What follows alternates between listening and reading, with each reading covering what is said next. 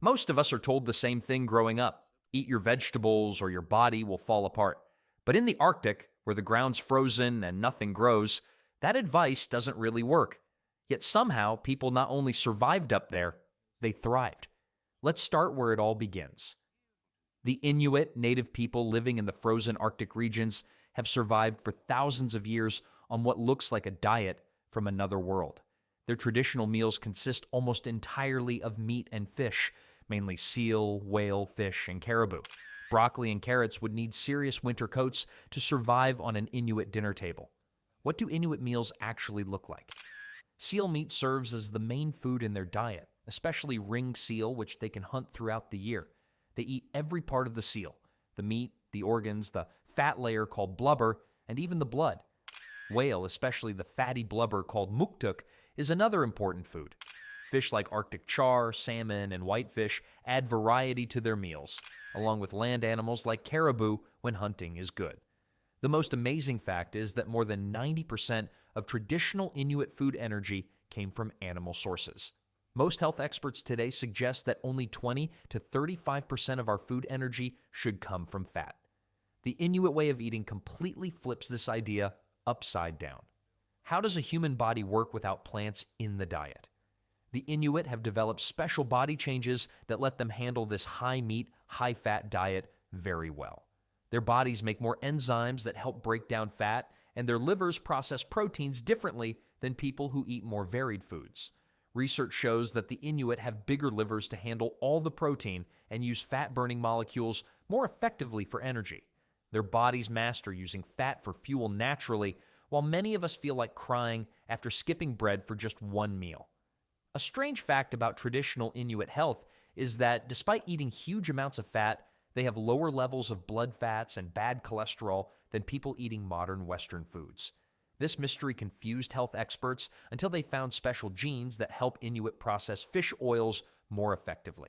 The fish oils found in their diet, from sea mammals and fatty fish, play a key role in staying healthy. These special fats help keep body cells working well, which matters a lot in cold places. The Inuit have gene differences that change how their bodies use these fatty acids, helping them stay warm while eating foods that might cause heart problems for others. Their amazing diet includes some unusual favorite foods. Aged meat, called igunak, is meat buried under rocks and left to ferment for months.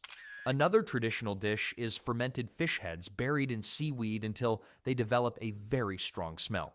These foods would make most school cafeterias empty faster than a fire drill. One of the most unusual things about Inuit eating habits is enjoying raw meat. The Inuit often eat their meat raw or frozen.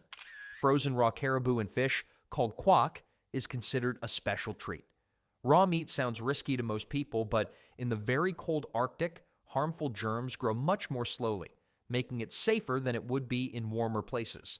The traditional Inuit diet provides between 3,000 and 5,000 calories each day, needed energy for surviving in places where temperatures can drop to minus 40 degrees.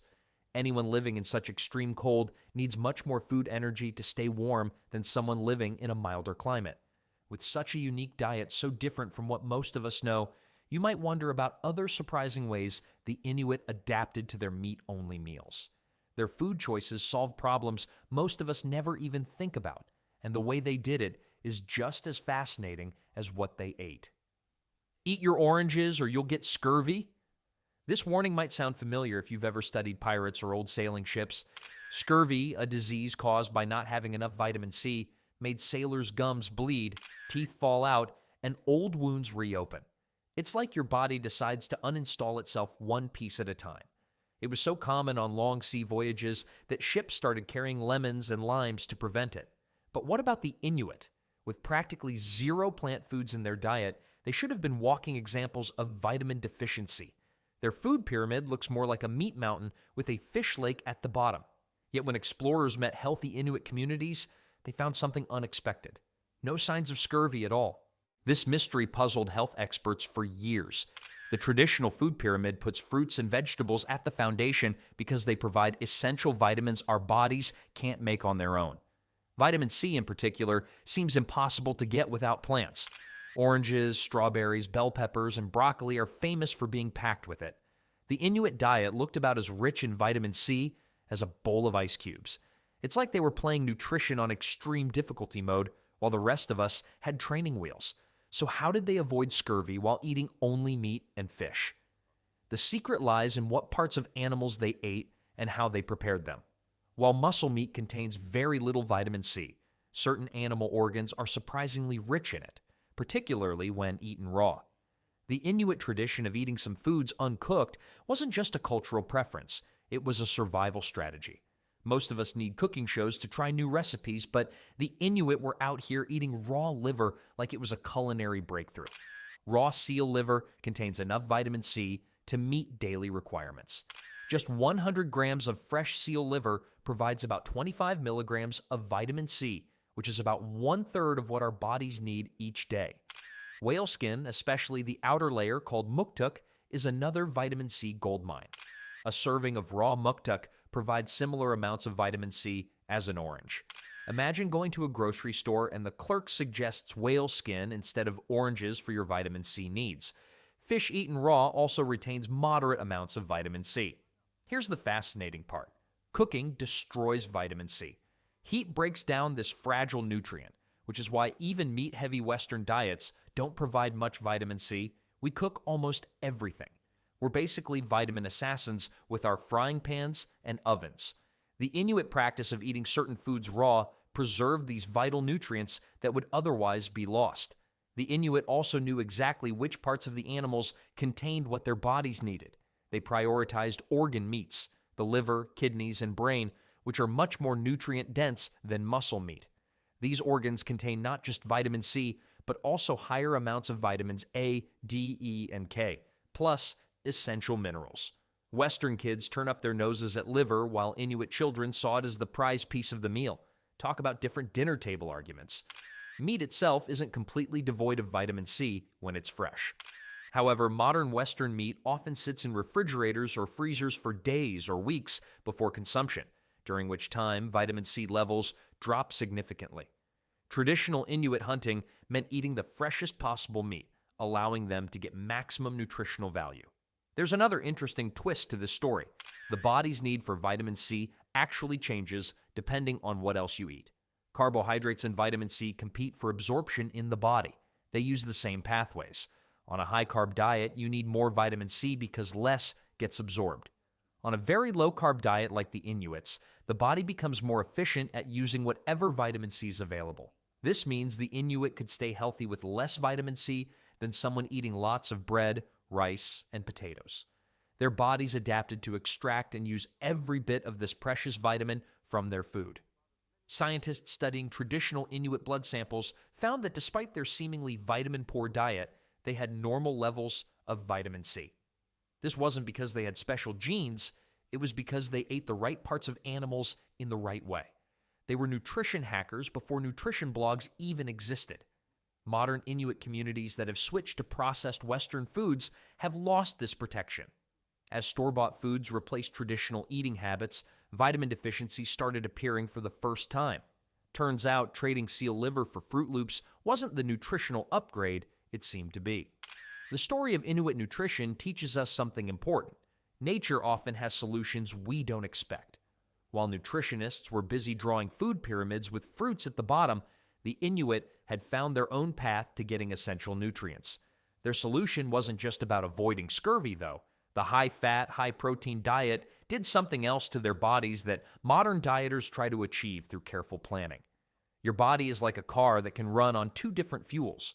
Most people fill their tank with carbohydrates, sugars, and starches from foods like bread, rice, fruit, and potatoes.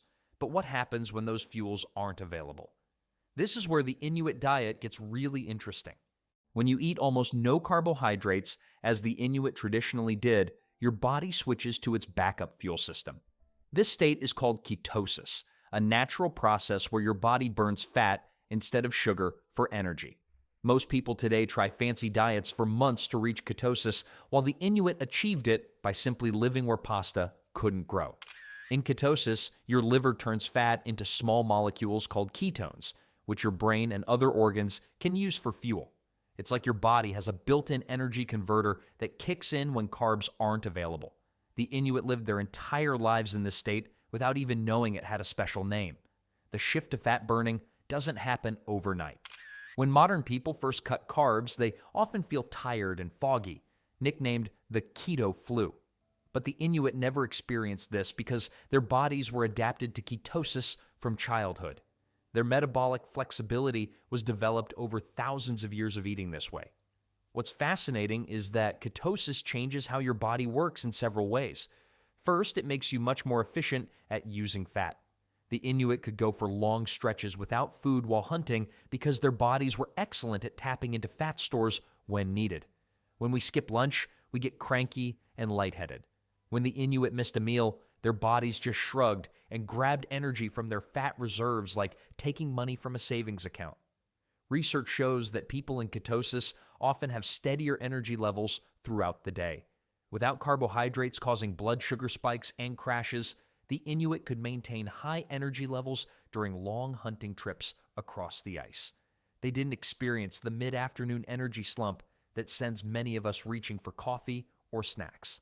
Their bodies also became incredibly efficient at conserving protein. On a low-carb diet, your body normally burns some protein for energy, which isn't ideal during times of food scarcity, but after weeks in ketosis, the body gets better at sparing protein and using ketones instead. This adaptation was crucial for the Inuit during winter months when food might be limited. One study found that traditional Inuit had larger livers than people eating Western diets. This makes sense because the liver does much of the work converting fat into ketones. It's like they had upgraded metabolic equipment to handle their high-fat diet. There's another interesting effect. Ketosis can suppress hunger. Many people on ketogenic diets report feeling less hungry than when eating carbs. For the Inuit, this was an important adaptation that helped them go longer between meals when necessary. Their bodies were trained not to panic when food wasn't immediately available. Some research suggests that children raised in ketosis naturally have higher metabolic rates. A study of Inuit children found they had metabolic rates about 15% higher than children from warmer regions. This higher energy burn helped keep them warm in the frigid Arctic environment. This fat-adapted metabolism also influenced how the Inuit used the different parts of the animals they hunted. They prioritized the fattiest portions, like blubber, fatty organs, and bone marrow, knowing instinctively that these provided the most efficient fuel for their bodies. The lean meat was often fed to their dogs, showing a deep understanding of their nutritional needs. The Inuit diet wasn't just about survival, it actually provided health benefits we're only now beginning to understand. Recent research suggests ketosis may help reduce inflammation, improve certain brain functions, and potentially help with some health conditions. Modern health gurus charge hundreds of dollars for keto diet plans, while the Inuit were living the ultimate low-carb lifestyle for free. Perhaps most impressive is how the Inuit maintained physical strength and stamina on this diet. Building and maintaining strong muscles typically requires carbohydrates according to modern sports nutrition. Yet the Inuit performed incredible feats of endurance, hunting for days, building igloos, and kayaking long distances, all without eating a single gram of carbohydrates. This remarkable metabolic adaptation allowed the Inuit not just to survive, but to thrive in one of the world's harshest environments. Their bodies mastered the art of turning fat into energy, proving that humans can adapt to extreme dietary conditions. While their metabolism kept their bodies running efficiently on fat, the Inuit diet had another surprising benefit that affected something even more important. The brain is a hungry organ. While it makes up only about 2% of your body weight, it uses about 20% of your energy. What you feed it matters a lot, and the Inuit diet provided exactly what brains need to work their best. The key to understanding the Inuit mental health connection lies in a special type of fat called omega-3 fatty acids. These fats are crucial building blocks for brain cells and help them communicate with each other. Your brain is actually 60% fat, and a good chunk of that should be omega-3s. The traditional Inuit diet was loaded with these brain-boosting fats. Seal and whale blubber, fatty fish like salmon and Arctic char, and fish eggs all contain high amounts of two important types of omega-3s, EPA and DHA. These are the same fats that many health food stores now sell in expensive supplements. Modern people pop fish oil pills and complain about the taste, while the Inuit just sliced off a piece of muktuk and called it lunch. Studies of traditional Inuit communities found remarkably low rates of depression compared to Western populations, especially during dark winter months. This is particularly interesting because these communities live through long periods of darkness each year, conditions that typically trigger seasonal depression in other populations. One research project in the 1980s found that Inuit who ate a traditional diet had depression rates about 2%, while those who had switched to Western foods showed rates closer to 8%. The difference? Omega-3 intake dropped by about 80% when people moved away from traditional foods. DHA, one of the omega-3s found abundantly in the Inuit diet, makes up 25% of the fat in your brain. It helps brain cells form new connections and protects them from damage. EPA helps reduce brain inflammation, which is linked to mood problems like depression. Together, these fats keep your brain flexible and healthy, exactly what you need in a harsh environment where quick thinking can mean survival. The brain benefits went beyond just preventing depression. The traditional Inuit diet also supported clear thinking and good memory, crucial skills when you need to remember hunting grounds or navigate across vast stretches of ice. DHA is especially important for the parts of the brain that handle complex thinking and memory. Brain development in Inuit children also benefited from this high-fat diet.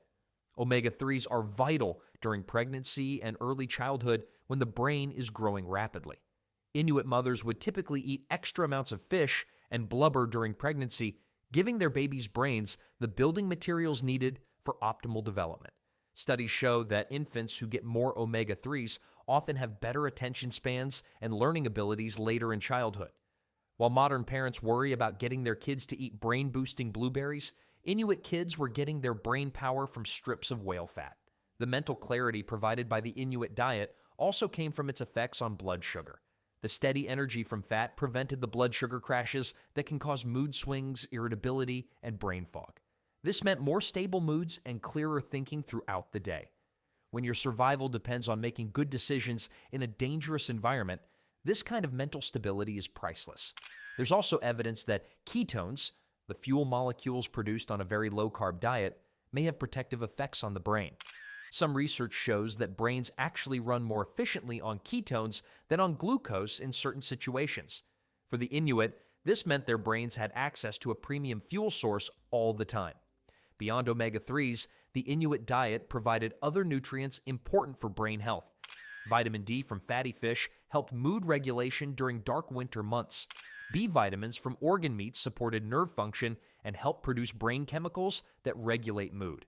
The combination created an ideal mix for brain health. Modern research into the connection between diet and mental health is now confirming what the Inuit diet demonstrated for thousands of years. What you eat strongly affects how you feel and think. The low rates of depression and anxiety in traditional Inuit communities weren't just good luck. They were directly connected to their nutrient-dense, brain-feeding diet. Modern wellness influencers make smoothies with 14 expensive supplements for brain health, while the Inuit got the same benefits from a piece of seal and some fish eggs. This deep connection between the Inuit diet and brain function tells us something important about human nutrition. Our brains evolved to work best on certain foods, and straying too far from those foods can affect our mental health. While the Inuit diet fed their brains and kept their minds clear, it also did something else remarkable. Living in the Arctic is like trying to survive in a freezer. Temperatures can drop to minus 40 degrees, and staying warm isn't just about comfort, it's about survival. The Inuit found an unexpected solution. Their meat-based diet actually helped heat their bodies from the inside. When you digest food, your body creates heat. This is called diet-induced thermogenesis. Protein creates the most immediate heat, but the Inuits' high-fat diet offered something more valuable, steady, long-lasting warmth. It's like the difference between throwing paper on a fire for a quick flame versus adding a log that burns all night. Studies show that people adapted to high-fat diets can burn up to 6,000 calories per day in winter, more than twice what an average person consumes. This elevated metabolism generated significant body heat, creating an internal furnace. The Inuit maintained more active brown fat, a special type of fat tissue whose job is to burn calories to produce heat. They had more of this heat-generating fat around their back, shoulders, and neck. Perfect placement to keep warm blood flowing to vital organs. Their high-fat diet also made their cell membranes more flexible with omega-3 fatty acids. This flexibility helped cells function better in cold temperatures. Normal cell membranes get stiff in the cold like an old rubber band in a freezer, but the Inuit cells stayed bendy like premium elastic. The traditional Inuit eating pattern of larger, less frequent meals triggered stronger heating responses. While office workers grabbed quick snacks to survive afternoon meetings, the Inuit ate big meals that turned their digestive systems into powerful space heaters. This metabolic heating was so effective that traditional Inuit homes could be kept at temperatures that would leave most visitors shivering. Your fancy winter thermostat might be set to 72 degrees, but the Inuit body's internal thermostat ran hot enough to make igloo living comfortable. The high-fat, high-protein diet also helped prevent something even more dangerous than discomfort: frostbite. Better circulation to extremities thanks to specific fats in their diet kept fingers and toes safer in extreme cold. The Inuit diet promoted better overall blood flow, distributing warmth to the parts of the body most vulnerable to freezing temperatures. Another fascinating adaptation was their ability to maintain proper hydration despite breathing extremely dry, cold air all day. Dehydration makes it harder for the body to regulate temperature, but compounds in fatty meats help the Inuit preserve crucial water balance even in harsh conditions. Even more remarkable, Inuit children growing up on the traditional diet developed more metabolically active tissues. Their bodies learned from an early age to generate more heat, with metabolism rates measured at about 15% higher than children from warmer regions. This adaptation started in childhood and continued throughout their lives. The Inuit thrived in one of Earth's most hostile environments, not just through better clothing or shelter, but by transforming their metabolism through specialized eating. Their all-meat diet wasn't just food, it was fuel for an extraordinary heating system perfected over countless generations in the frozen north.